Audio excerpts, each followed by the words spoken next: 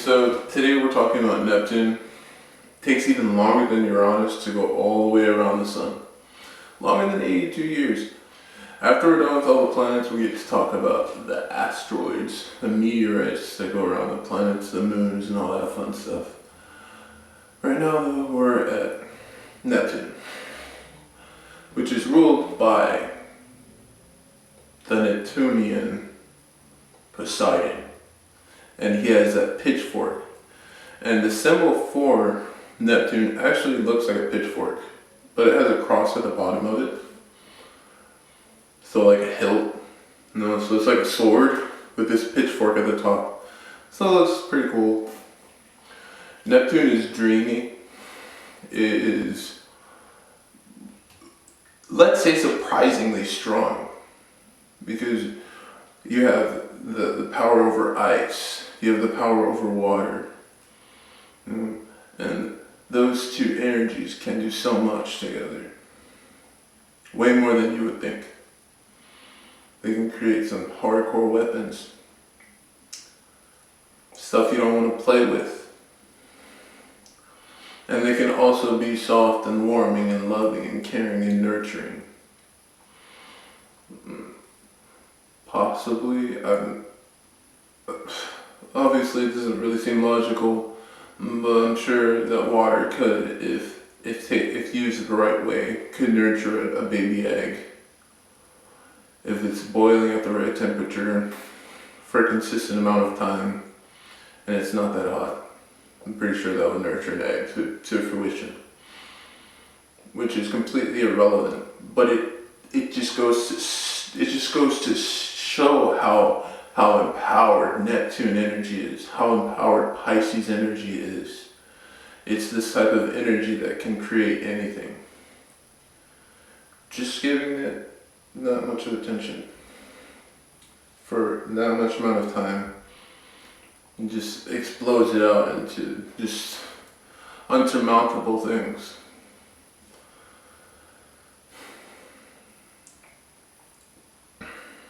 Pisces is very, very empowered. Before we get too deep into talking about Neptune, PM me. Check out my stuff. It's all right there. I'll have it in the link below. It'll be around. Just check it out. If you want to get intimate with yourself or with your friends or whatever, PM me. I can talk to you about their birth charts in a video. It's my favorite way of communicating, because I feel like it's more fun for me, because I get to share my emotions and I get to try to speak my truth. So if you feel so inclined, please do. Okay, so we're going to go on. Neptune is, in my opinion, it's the most empowered sign in the zodiac. It can have fiery energy. If it has that steam type of energy, steam pushing out at someone can feel like fire.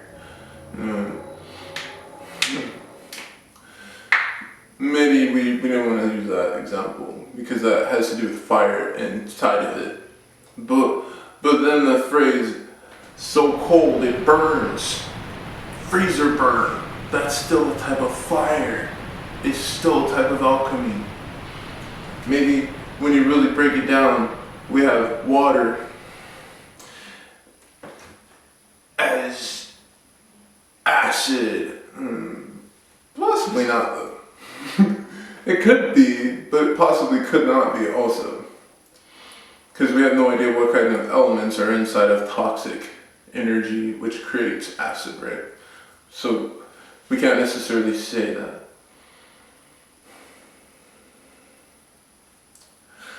Though that energy can create it, whatever it wants.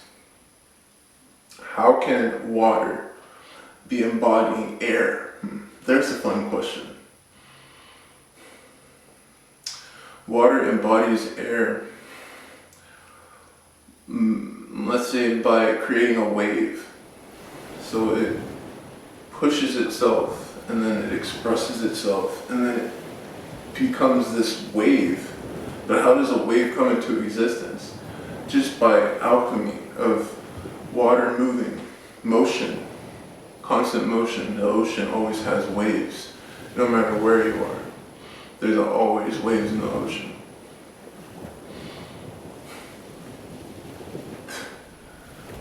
All other signs are not associated with waves. That's kind of crazy.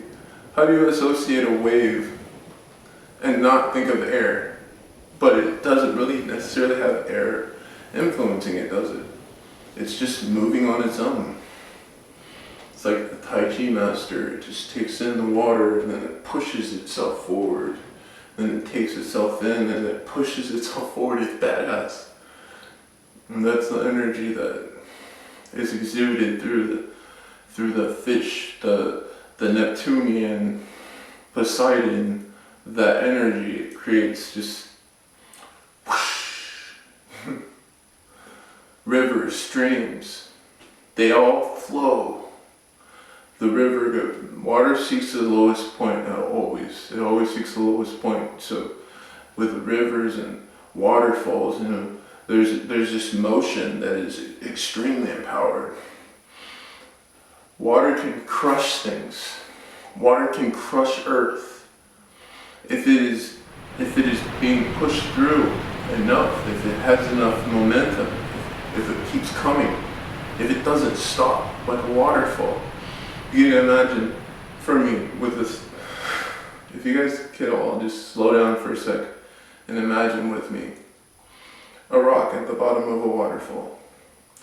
That water is going to keep pushing onto that rock. Eventually the rock is going to dissipate. But yet Earth is the most strong. But with enough consistency, anything can become weak. Right? Right or wrong.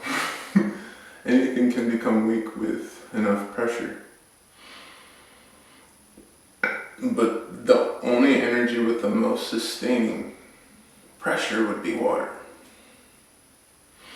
There's a lot of really cool perspectives with water when it comes to mining for gemstones, for example. I personally, if I was going out and prospecting, I would like to use a hose because you can break down everything and you don't have to worry about destroying precious stones. It's the most logical way to handle things. And it's so simple. But too much water pressure can obviously cut through things, so that's not good either. Because then you have the real alchemy of air and water, with water pressure. If you combine water and air together, they become unstoppable. It's funny because the compatibility between water and air has a misconstrued notion there. But Pisces has this way, Neptunian energy has this way of just dispelling that. Oh, water doesn't get along with air. It just has this way of dispelling it because water can become anything.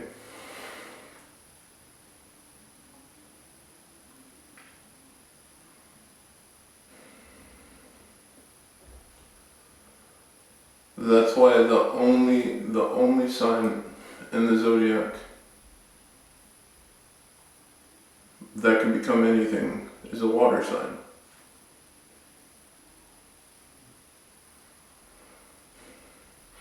But each water sign has its perfect purpose.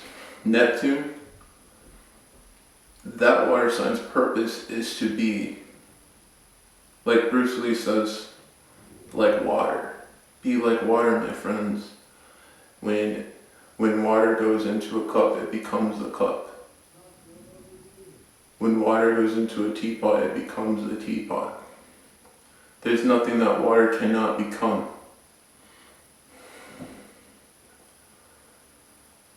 There's power in knowing. If you put water in a glass jar and you put it in the freezer and you take it out, And if the freezer's cold enough, if you tap that jar, it's gonna crack the glass as well as the water. Water is extremely empowered. But we all get to take responsibility for said water. We all have water inside of us. We are all 90% water. Humans are mostly water. And we get to take every moment in our life and think of what we can do to make ourselves as clean and clear as possible. Our thoughts, our emotions, our feelings, our actions, they all get to become clear. The clearer we can get them, the clearer we can get our own energy as individuals, the more empowered we can become. If we can break down everything in our life and make it clear, we will all transcend, my friends. We are all meant to transcend. It's gonna happen eventually. You can't fight it. As much as I wish that, everything would stay the same, because it's fun. It can be fun. But there's this transcendence that is inevitable. And that can be fun too. because that's when you get to mess up. That's when you get to mess up the most. And then those mess ups, they will become your blessings. So become the fears, transmute the fears, change your life, change your world. Be inspired. Take life moment by moment. And stay blessed and thinking.